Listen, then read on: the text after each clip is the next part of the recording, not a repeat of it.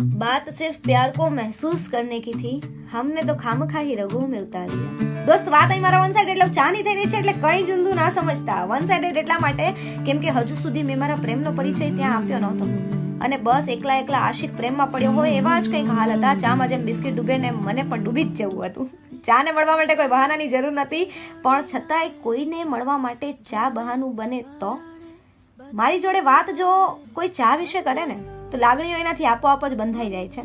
અને એ જ લાગણીઓ સાથે હજુ તો વાતની શરૂઆત જ થઈ હતી.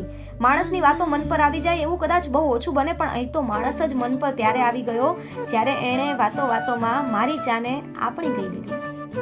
હા, આપણી. નિષ્ફળ ભાવે એણે પૂછી લીધું કે એક ચા થઈ જાય તમારી જોડે. બસ ચા માટે કેવી રીતે ના કહું, ચા માટે નાનું કંઈ ઓપ્શન જ નથી. જરૂર, કેમ નહીં. બસ તો પછી મળવાનું થયું ચાના બહાને.